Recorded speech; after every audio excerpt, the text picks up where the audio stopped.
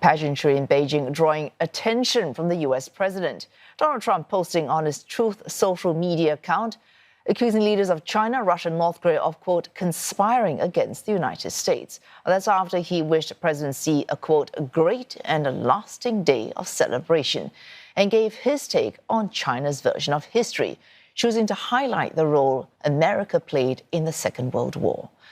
More on this story, Kate Fisher joins us live from Washington, D.C. Kate, of course, this military parade giving China a chance, and has explicitly said so, to give its, quote, correct version of history. Could that be one reason for Mr. Trump's reaction?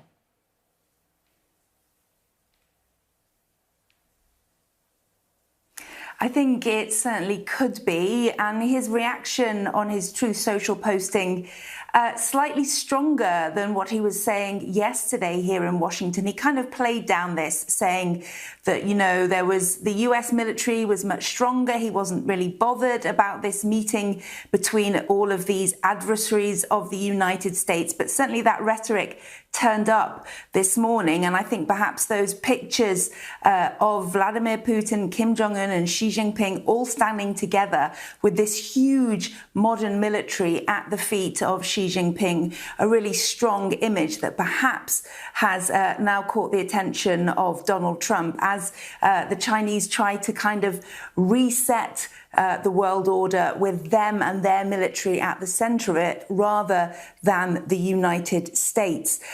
This so-called axis of upheaval certainly starting to get noticed here in Washington. And of course, these three leaders also all supportive of Russia's offensive in Ukraine, something that Donald Trump is trying to end.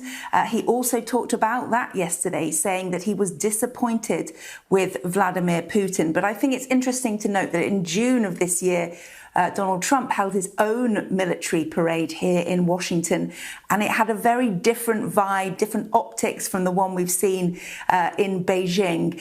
Donald Trump's much more muted, much less kind of forceful, much more of a celebration of the armed forces rather than a huge display of patriotism, more restrained. And I think that will only make Donald Trump want to perhaps do a bigger parade next time, should he bring another one to the capital of the US. All right.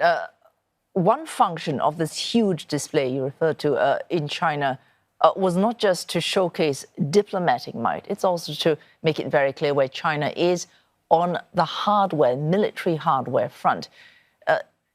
What is the expert take on what was on display on the streets of Chang'an?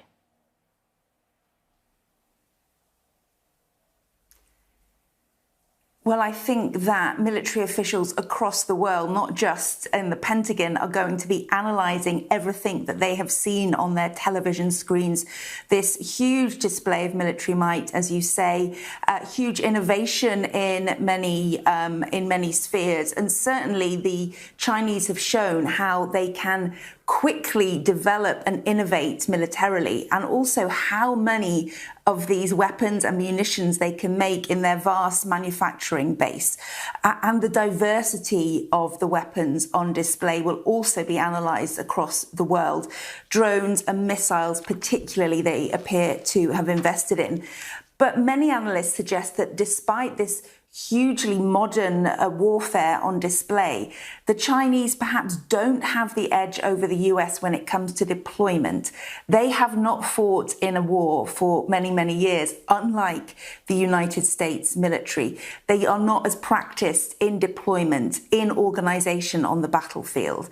And it's one thing to have this military hardware, it is another to know how best to deploy it effectively in a real-time situation. And that is what many analysts are saying. Despite the fact they have got this innovation and technology, we don't yet know whether they have the know-how to deploy it effectively. Well, thanks. Kate Fisher there reporting live from Washington, D.C.